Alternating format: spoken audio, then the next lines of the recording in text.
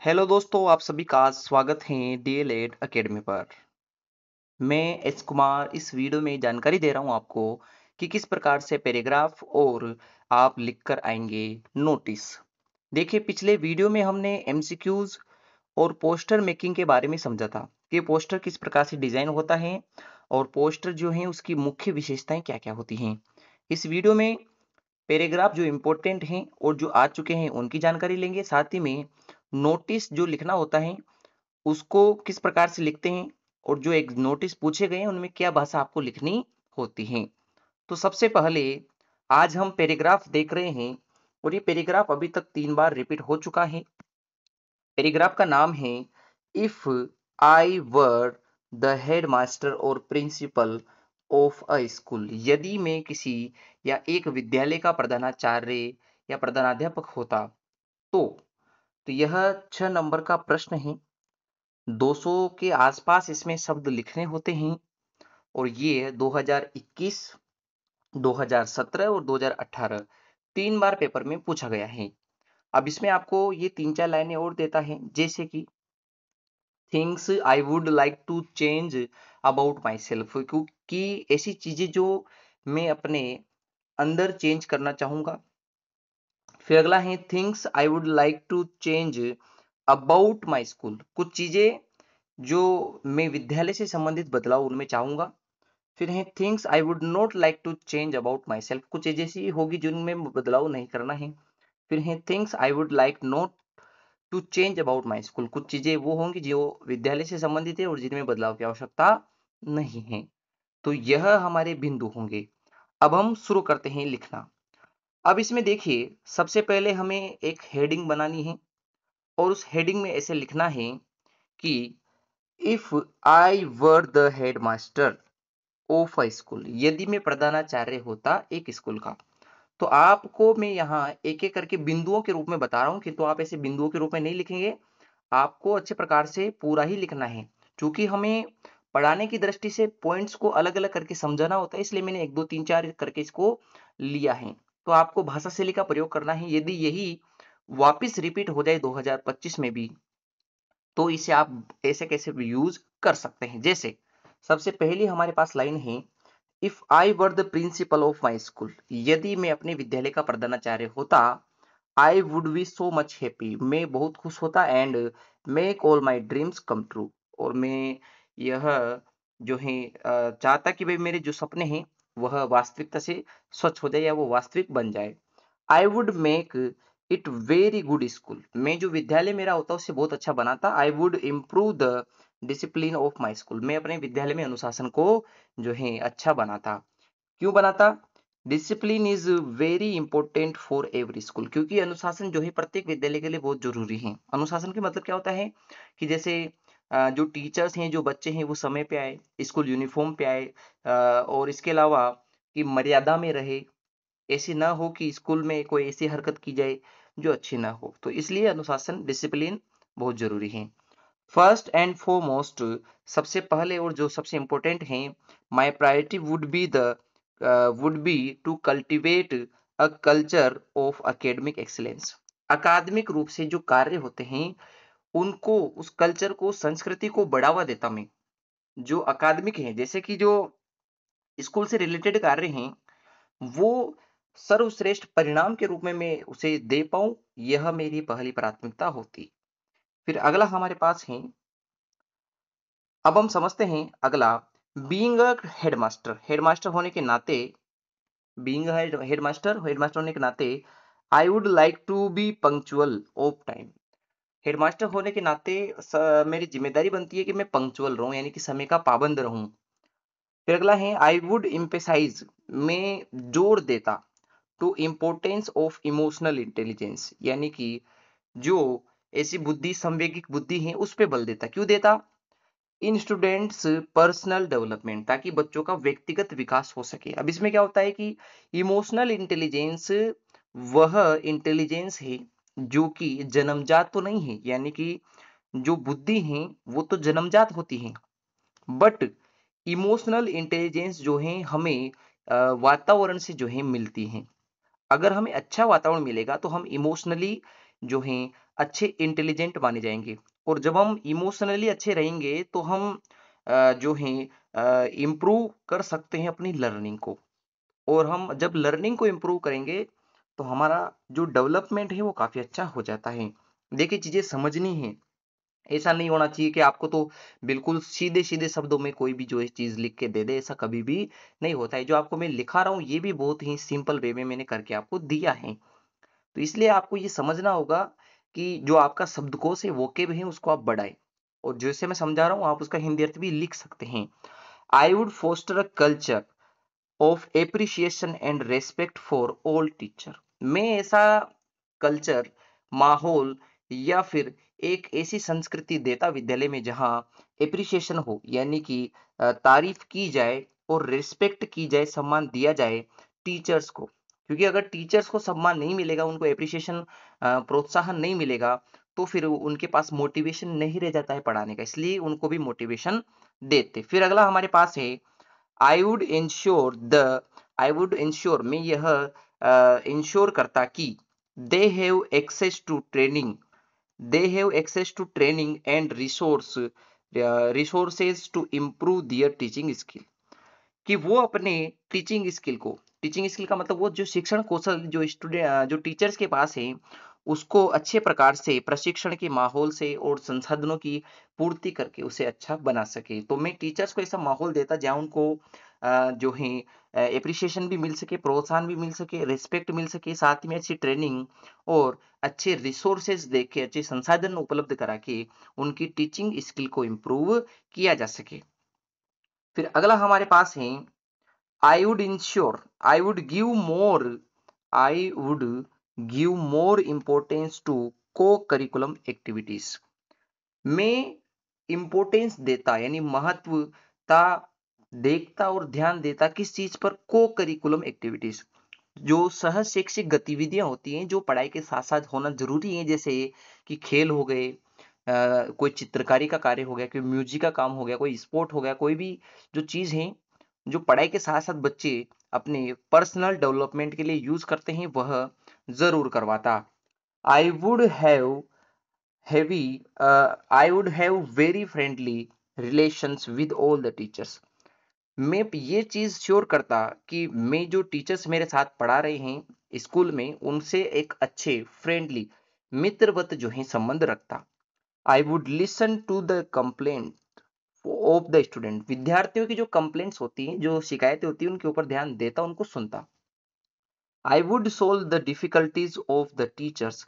जो दुविधाएं, जो समस्याएं, जो बाधाएं टीचर्स के सामने हैं and students, if they if I were the principal of my school, यदि मैं अपने विद्यालय का प्रिंसिपल होता तो मैं स्टूडेंट और जो टीचर्स हैं उनकी जो डिफिकल्टीज और जो प्रॉब्लम्स हैं उनको सोल्व करता।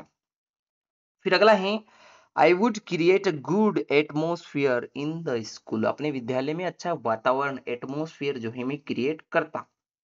I would try to make games compulsory for all student. सभी विद्यार्थियों के लिए गेम्स जो हैं, जिन्हें जो खेल हैं, वो कंपलसरी कर देता कि आपको एक पीरियड लेना पड़ेगा गेम्स के लिए। फिर लास्ट में है I would like to give moral education to all students. Moral education का मतलब होता है नैतिक शिक्षा जो है सभी बच्चों के लिए मैं क्या कर देता कि उसके लिए इंश्योर करता कि बच्चे यह एजुकेशन जरूर लेवे, क्योंकि नैतिक शिक्षा अच्छे इंसान बनाने में काम आती हैं। और जितने भी बड़े बड़े लीडर्स वगैरह होते हैं वो नैतिक गुणों की वजह से महान हैं, कि वो अपने आप से पहले अपने देश, अपने समाज को रखते हैं। तो ये हमारे जो पहला पैराग्राफ है यह कवर होता है। अब बढ़ते हैं अगले पैराग्राफ पे। अगला पैराग्राफ जो पूछा गया था वो था कि आपके स्कूल में इंडिपेंडेंस डे यानी कि स्वतंत्रता दिवस सेलिब्रेशन हुआ। अब उसके ऊपर आपको लिखना है कि किस प्रकार से आपने चीजें देखी और समझी हैं। देखते हैं इसकी कौन सी खास बातें हैं।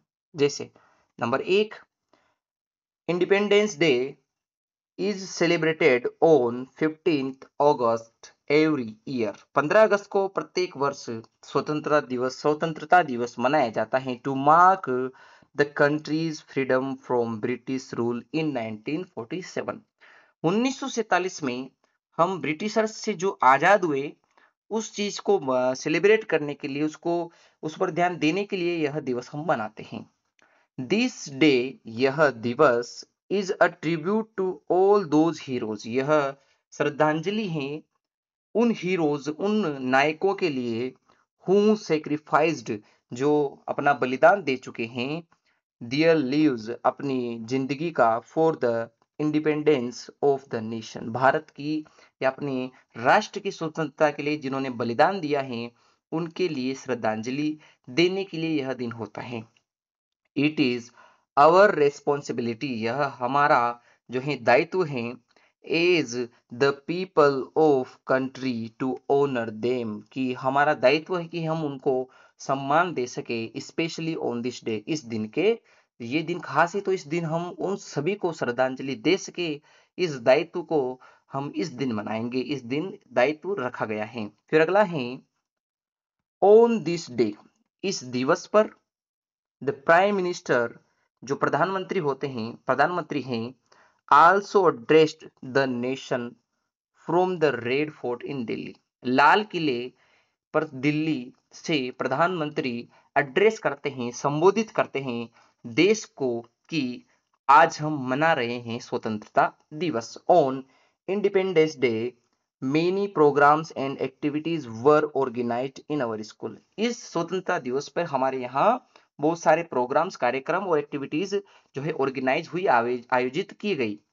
These activities include flag hosting, in activities में था फ्लैग होस्टिंग, ध्वजारोहण, फिर है पेट्रियोटिक स्पीच, पेट्रियोटिक का मतलब होता है देशभक्ति से संबंधित भाषण, and other cultural events across the country, पूरे भारतवर्ष में जो है, जो हुआ, जो कल्चरल एक्टिविटी, सांस्कृतिक कार्यक्रम होते हैं, वो पेट्रियोटिक स्पीच हुई और साथ ही में फ्लैग होस्टिंग हुई।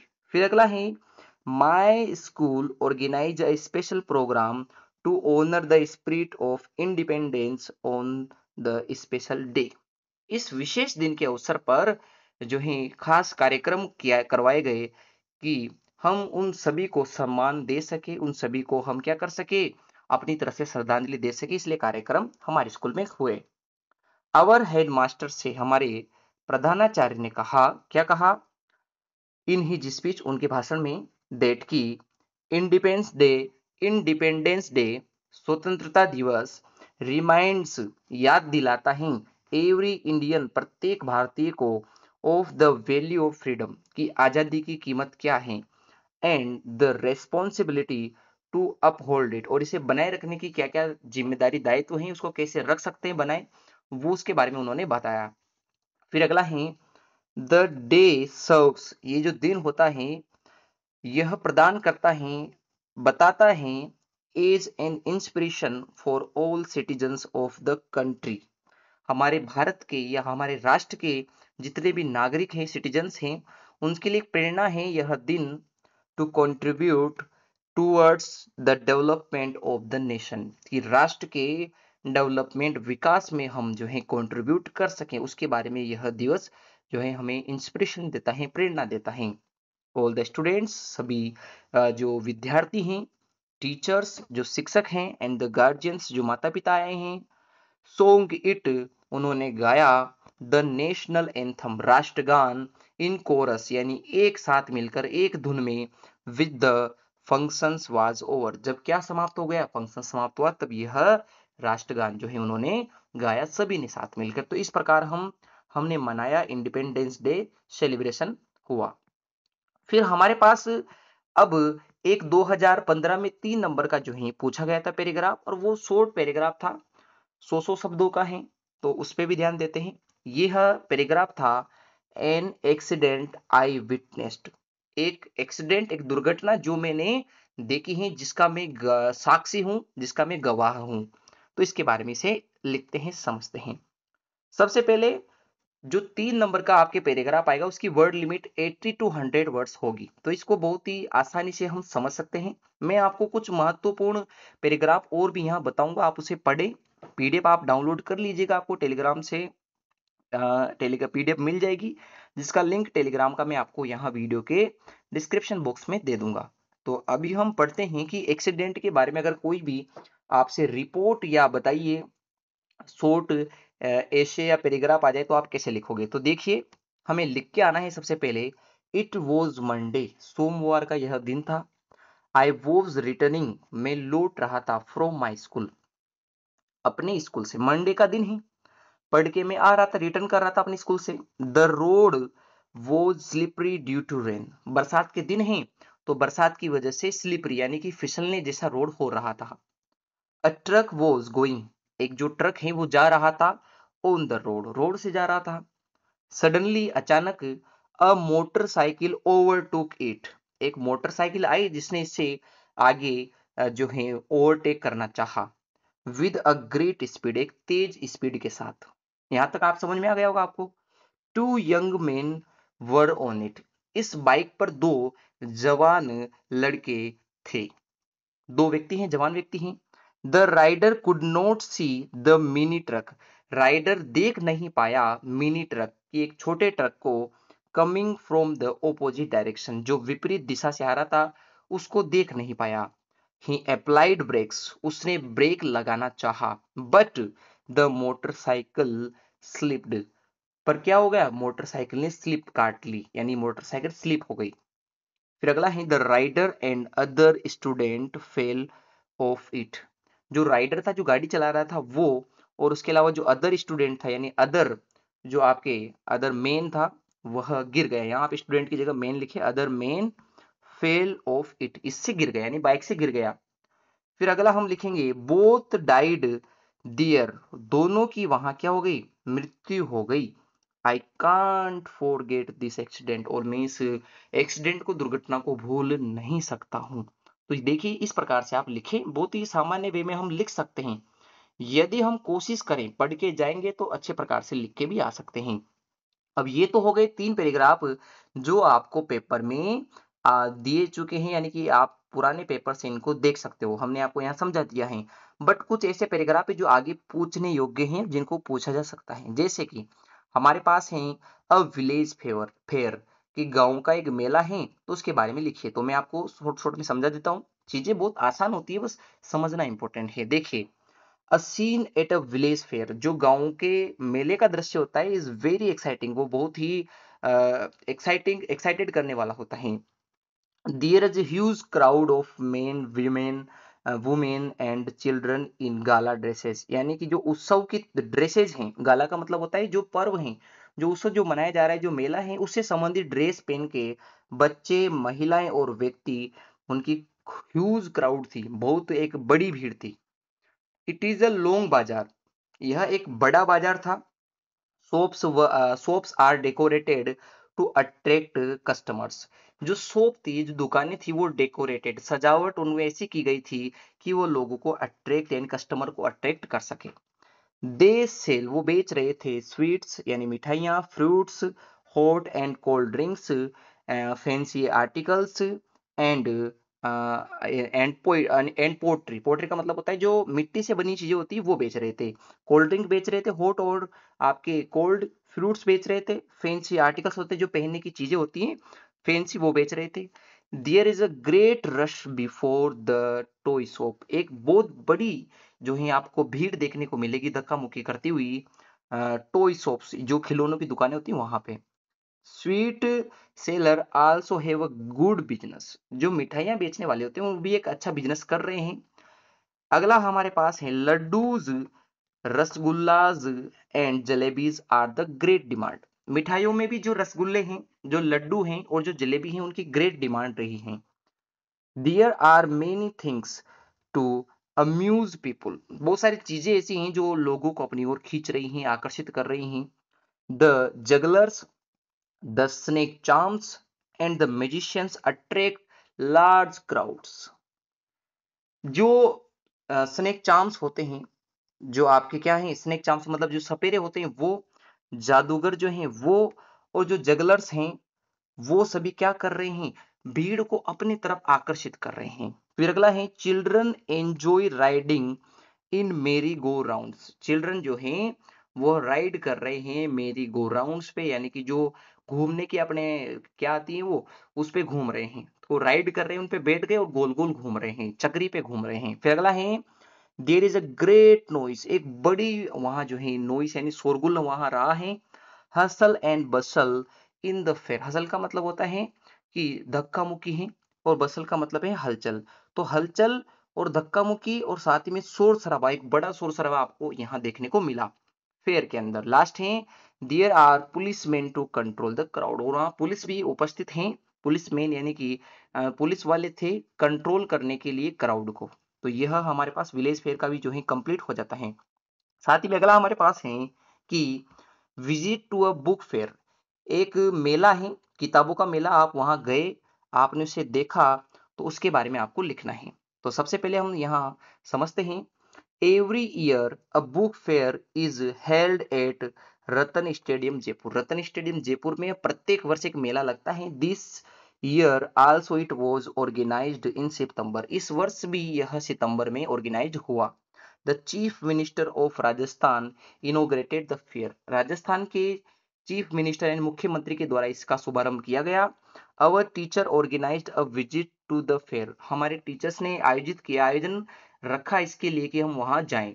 When we reached there, जब हम वहां पहुंचे, we saw all the we saw the stalls of more than 100 publishers and book sellers। हम जब वहां पहुंचे तो हमने देखा कि बहुत सारे स्टॉल्स लगे हुए हैं, कि लगभग 100 से भी ज्यादा जो पब्लिशर यानी जो पब्लिकेशंस वाले हैं वो, और जो किताब बेचने वाले हैं उनकी वहां किताबें थी। एट द फेयर, मेले के वहां, we saw a variety of books. हमने किताबों की कई वेराइटी देखी, जैसे कि हिस्टोरिकल बुक, ऐतिहासिक पुस्तकें, सांस्कृतिक कल्चरल पुस्तकें, फिलोसॉफिकल पुस्तकें जिनसे आपको फिलोसॉफी मिलती है, साथ ही में रिलीजियस बुक, धार्मिक पुस्तकें, कहानी की story books, drawing books, books related to great man, महान व्यक्तियों की बुक्स, ग्रेट लीडर्स, महान जो नायक हैं उनकी पुस्तकें, ग्रेट राइटर्स, बड़े बड़े लेखकों की पुस्तकें, ग्रेट पोइट्स जो महान कवि हैं उनकी पुस्तकें, and books meant to for children, जो बच्चों की पुस्तकें होती है वो भी हमें वहां देखने को मिली हैं।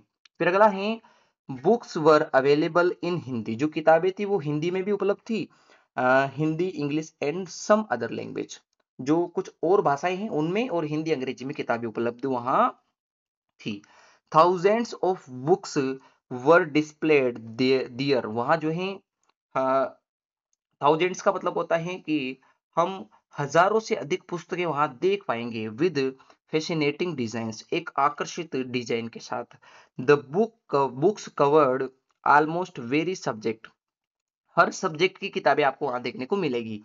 इन इन ईच स्टॉल, प्रत्येक स्टॉल पर, there was a large crowd, एक बड़ी भीड़ देखने को मिलेगी, selecting books of one's choice, की जो लोग अपनी पसंद से रख सके उनके लिए आपको एक बड़ी भीड़ देखने को मिलेगी प्रत्येक दुकान पर। फिर अगला हमारे पास है विजिट टू जू, यानी कि हम यात्रा कर रहे हैं कहाँ की, जू की, चिड़ियाघर की। तो वहां कैसे लिखता है, तो वहां हम ऐसे लिखते हैं, देयर इज अ जू इन अवर टाउन। हमारे कस्बे में एक जू है। आई विजिटेड इट, मैं यहाँ घूमने गया last Sunday, with my friends, अपने दोस्तों के साथ। There were many beautiful and rare kinds of bird. मैंने यहाँ सुंदर और रेयर मतलब कि जो बड़ी मुश्किल से देखने को मिलती है ऐसी जो है बर्ड्स देखी। वी सा क्रोकोडाइल, हमने क्रोकोडाइल यानी कि मतलब होता है मगरमच्छ भी देखे। रोमिंग फ्रीली इन वाटर, जो पानी में जो है फ्री, पानी में जो है फ्रीली, फ्रीली का मतलब स्वतंत्रता पूर्वक तैर रहे थे। इन वन कॉर्नर ऑफ जू, जू के कॉर्नर के अंदर, the there were different type of snake, zoo का एक विशेष कोना था जहां हमने अलग अलग प्रकार के सांप देखे। देन तब, वी सा हमने देखा, some wild bite beats beasts को, कोई जो जंगली जीव हैं, जो जंगली जंगली अपने बीस्ट्स होते हैं, जो बड़े बड़े जानवर हैं जंगल से आए हुए, उनको भी हमने वहां देखा। अलोइनेस, एक शेरनी, एंड हर कब, उसके जो बच्चे हैं, वर बास्किंग इन द सनशाइन, वह सनशाइन का मतलब क्या होता है कि धूप सेक रहे थे। दे रोड नाउ एंड देन, अब और तब, वह जो है रोर कर रहे थे, यानी कि जो है लोगों की तरफ दहाड़ रहे थे। वी ऑल्सो सा टाइगर्स, हमने वहां टाइगर भी देखे, एलिफेंट्स भी देखे, राइनो भी देखे, एंड वॉल्स यानी कि भेड़िए भेड़िए भी देखे। We stayed in the zoo for about 4 hours, हम 4 घंटे तक जू में रुके। Then we come back home, उसके बाद हम घर वापस आ चुके हैं। ऐसे आप यहाँ एक निबंध देख सकते हो जिसका नाम है इम्पोर्टेंस ऑफ डिसिप्लिन, कि हमारे जीवन में डिसिप्लिन का क्या महत्व होता है, यानी कि अनुशासन का महत्व क्या है। तो इसके बारे में भी देख लेते हैं। Discipline is necessary in every walk of life. जीवन के प्रत्येक कदम पे अनुशासन का महत्व होता है। In fact discipline aids to our success. Discipline हमारी सफलता जो है वह सुनिश्चित करता है। विदाउट डिसिप्लिन, अनुशासन के बिना, our social life will be sad, हमारी जो सामाजिक जिंदगी है वो इसके बिना अधूरी है, एंड डिसऑर्डरली, और वह जो है क्रमबद्ध भी नहीं रहेगी। Discipline is the most important factor behind the progress of any nation. प्रत्येक राष्ट्र की जो सफलता होती है उसके पीछे एक महत्वपूर्ण कारक होता है वहां का डिसिप्लिन, वहां का अनुशासन। It is the necessary in school, यह विद्यालयों में भी जो है आवश्यक होता है। Student must be discipline, student को कैसा होना चाहिए? डिसिप्लिन होना चाहिए, यानी कि अनुशासित होना चाहिए। Because they are the future of their country, क्योंकि वो अपने राष्ट्र के क्या होते हैं? अपने राष्ट्र के भविष्य होते हैं। If the drivers do not obey the rules of the road, यदि एक ड्राइवर जो होगा वह पालना न करे, ओबे न करे, यानी कि उनकी आज्ञा न माने, कि जो रूल्स होते हैं सड़क पे उनकी, it may be dangerous to move on the road, तो यह खतरनाक हो जाएगा, ये खतरा हो जाएगा कि जो लोग सड़कों पे हैं। Can a family be happy, क्या एक फैमिली, परिवार खुश रह सकता है if all member refuse to obey the head of the family? क्या एक परिवार खुश रह सकता है कि जब उसके सारे सदस्य, जो परिवार का मुखिया है, उसकी बात मानना बंद कर दे? नहीं, क्योंकि बड़ा जो मुखिया होता है वो उसको डिसिप्लिन सिखाता है सभी को। If the soldier lake discipline, यदि सोल्जर्स जो है लेक, यानी सोल्जर्स में कमी रहेगी डिसिप्लिन की, they will lost a battle, वह अपनी जो बैटल है, अपना युद्ध है, वो हार जाएंगे। सो इसीलिए discipline is absolutely essential for life, जीवन के लिए अनुशासन का बहुत ही महत्वपूर्ण है, अनुशासन बहुत महत्वपूर्ण है। तो यह अनुशासन के बारे में हम पढ़ चुके हैं। फिर अगला हमारे पास है पोल्यूशन का। तो पोल्यूशन को भी हम लिख सकते हैं जैसे कि pollution is introduction of harmful materials into the environment। Pollution का हम एक तरह से इंट्रोडक्शन कर सकते हैं, उसको बता सकते हैं कि जो हार्मफुल, यानी कि हानिकारक जो पदार्थ हैं इनटू द एनवायरनमेंट, वो हमारा पोल्यूशन है। These materials are called pollutants, ये जो मटेरियल्स होते हैं जिनसे पोल्यूशन होता है वह पोल्यूटेंट्स कहलाते हैं, प्रदूषक कहलाते हैं। They can be created by human activity, वो बनाए जाते हैं या तो मनुष्यों के द्वारा जो क्रिया की जाती है उससे, लाइक ट्रेस, जो कचरा वगैरह होता है, एंड नेचर लाइक वोल्केनिक एश, जो वोल्केनो होता है, जो आपके वोल्केनो का मतलब जो आपके लावा होता है उससे, या फिर जो ह्यूमन एक्टिविटी है, मानव क्रियाकलाप, उनके द्वारा ये पोल्यूशन क्रिएट होता है। Pollution damage the quality of air, water and land, भूमि, हवा और पानी, तीनों की क्वालिटी को डैमेज कर देता है pollution. Pollution is a global problem, pollution, प्रदूषण एक वैश्विक समस्या है। Air and water carry pollution into the ocean currents and migrates fish, जो पोल्यूशन होता है वह हवा और पानी के जरिए समुद्र में फैल जाता है और वहां के जीव जंतु जो हैं मर जाते हैं या दूसरी जगह चले जाते हैं। It affect the human life, और ये मानव जीवन को भी प्रभावित करता है, एंड द नेचुरल इन्वायरमेंट, और प्राकृतिक जो इन्वायरमेंट है उसको भी प्रभावित कर रहा है। अ वेरी ग्रेट एक्सटेंट, उसको सबसे ज्यादा प्रभावित कर रहा है प्रकृति को। इट डिग्रेड्स, यह कमजोर कर देता है अवर नेचुरल रिसोर्सेज, हमारे नेचुरल रिसोर्सेज को यानी प्राकृतिक संसाधनों को, from the water we drink to we drink, जो हम पानी पीते हैं उससे, उसको, साथ ही में जो हम हवा ले रहे हैं उसको। तो ये हैं, it degrades our natural resources, ये हमारे नेचुरल रिसोर्स को डिग्रेड्स कर रहा है, फ्रॉम किसके द्वारा? जो हम पानी पी रहे हैं उससे, और to the air we breathe, जो श्वास ले रहे हैं हम उसको। It is categorised in 4 types, ये जो है 4 प्रकार का हो सकता है। Air, water and land and noise, यानी कि शोर प्रदूषण, भूमि प्रदूषण, जल प्रदूषण और वायु प्रदूषण, ये 4 प्रकार का होता है। दीज पोल्यूटेंट्स ये जो पोल्यूटेंट्स होते हैं, प्रदूषक होते हैं, जिनसे प्रदूषण फैलता है, have significant impact on the quality of life. तो हमारे जीवन में जो प्रदूषक हैं, इनसे बहुत ही महत्वपूर्ण जो है प्रभाव पड़ रहा है, affecting both the natural world और एंड ह्यूमन वेलबींग।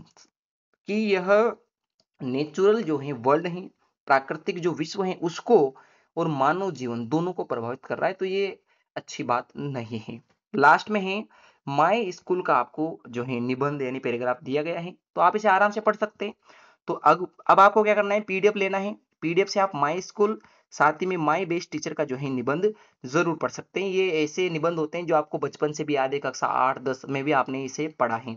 फिर भी मैं आपको यहाँ माय बेस्ट टीचर का बता देता हूँ। माय स्कूल के बारे में आप बहुत सारी चीजें लिख सकते हैं कि मेरी स्कूल ये है, मैं इस क्लास में पढ़ता हूँ, हमारे स्कूल में ये है, हमारे स्कूल में वो है। ऐसे करके आप आराम से लाइन लिख सकते हैं। यदि माय बेस्ट टीचर का पूछे तो आपको हमने यहाँ जो है चीजें बता रखी हैं, फिर मैं आपको समझा देता हूँ। जैसे इस प्रकार से आप लिख के आइए, माई बेस्ट या my favourite English teacher is mister Roy, he is very kind and, वो बहुत दयालु हैं, और टीच अस, वो हमें पढ़ाते हैं इन अ फन वे, एक मजाकिया आनंद भरे तरीके से पढ़ाते हैं। ही explains grammar and new words, वो समझाते हैं, एक्सप्लेन करते हैं, समझाते हैं ग्रामर और नए शब्दों को, सो वेल, बहुत अच्छी तरीके से, देट कि वी अंडरस्टैंड इजिली, हम उन्हें बहुत ही आसानी से समझ सकें। ही टेल्स अस, वो हमें बताते हैं इंटरेस्टिंग स्टोरीज, जो बहुत ही रुचिपूर्वक कहानियां, एंड मेक्स रीडिंग, और बनाते हैं रीडिंग्स को इंजॉयबल, यानी कि जो हमारा पढ़ना होता है, हम रीड करते हैं, उसको बहुत ही आनंददायी बना देते हैं। ही नेवर गेट्स एंग्री, वो क्रोधित भी नहीं होते हैं कभी, and always corrects our mistake, और हमारी जो मिस्टेक्स होती हैं उनको भी सही करते हैं, विद पेशेंस, शांति के साथ में। ही इंकरेजेस, वह बढ़ावा देते हैं, टू अस रीड बुक्स, हम किताबें पढ़ सकें उसके लिए बढ़ावा देते हैं, एंड इम्प्रूव अवर राइटिंग, हम अपने लेखन को सुधार सकें, इसमें वो बढ़ावा देते हैं।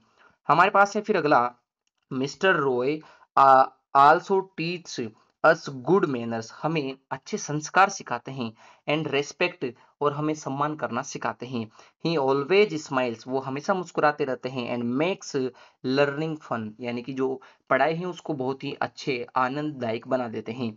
हिज क्लासेज, उनकी जो क्लासे होती हैं, कक्षाएं होती है, आर नेवर बोरिंग, वो बोरिंग नहीं होती हैं कभी भी, and I always look forward to them, मैं उनको हमेशा जो है देखता रहता हूँ कि वो कितने अच्छे टीचर्स हैं। आई लव माई टीचर, मैं अपनी टीचर से प्रेम करता हूँ, एंड आई फील लकी, और मैं अपने आप को लकी मानता हूँ, टू लर्न फ्रॉम हिम, कि मैं उनसे सीख रहा हूँ। तो ये हमारे पास तो हो चुके हैं, आपके क्या हो चुके हैं, जो सारे पैराग्राफ कवर हो चुके हैं। अब हम देखते हैं कि किस प्रकार से नोटिस को लिखा जाता है। तो एक नोटिस में आपको इस प्रकार की लैंग्वेज दी जाती है, जैसे कि imagine you are the principal, कल्पना कीजिए कि आप प्रिंसिपल हैं एक स्कूल के, राइट अ नोटिस, आपको नोटिस लिखना है, टू योर स्टूडेंट, अपने विद्यार्थियों के लिए, टू इनरोल कि उनको शामिल किया जा सके, for the summer vacation tour, आपने जो समर वेकेशन टूर आयोजित किया है उसके अंदर आप विद्यार्थियों की जो है उनको भी आप ले जाना चाहते हैं। ये 6 नंबर का आपको दिया जाता है, वो बहुत ही सिंपल वे में आप इसे लिख सकते हैं। देखिए कैसे लिखना है।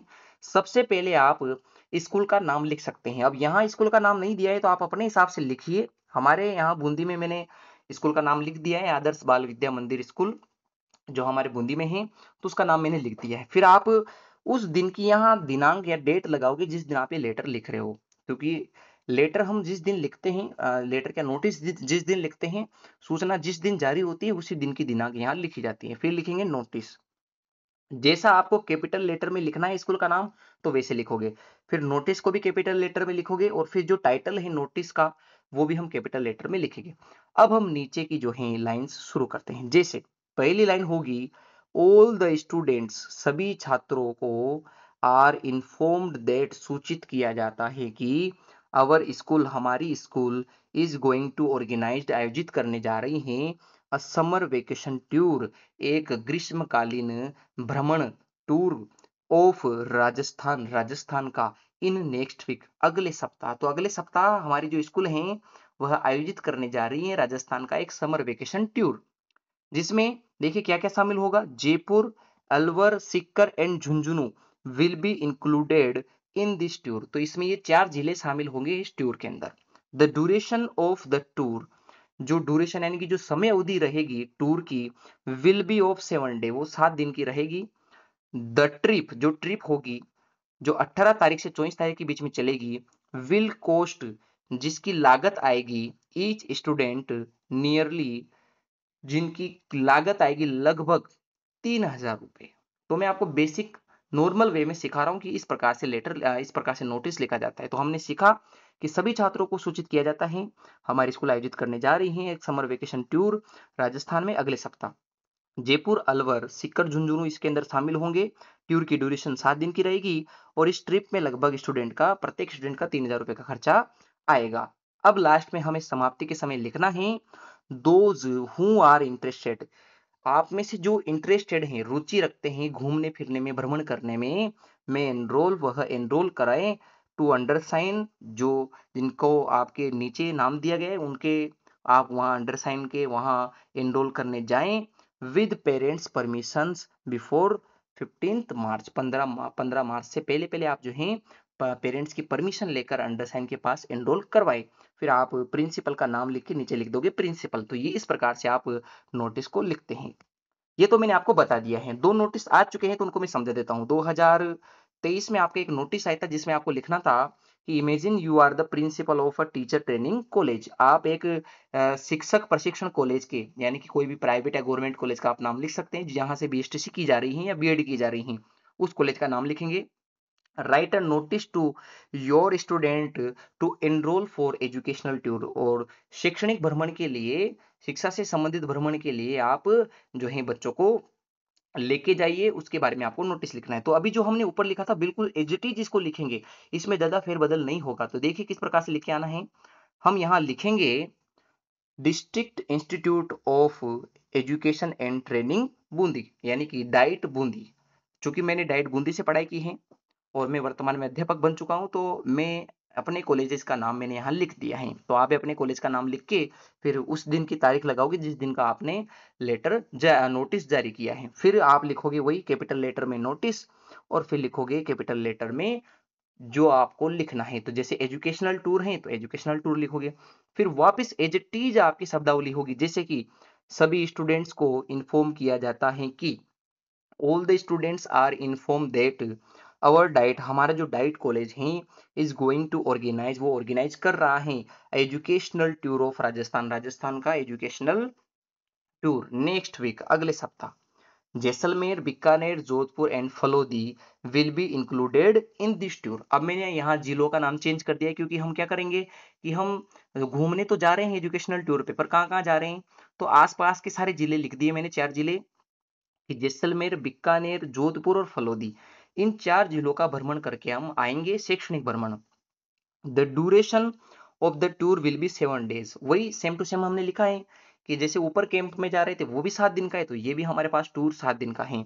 द ट्रिप, ये जो ट्रिप है, अब तारीख से तारीख लिख सकते हो आप। जैसे यहाँ 10 तारीख है तो हमने लिख दिया कि अगले सप्ताह जा रहे हैं, तो 16 तारीख से 22 तारीख के बीच में यह होगा।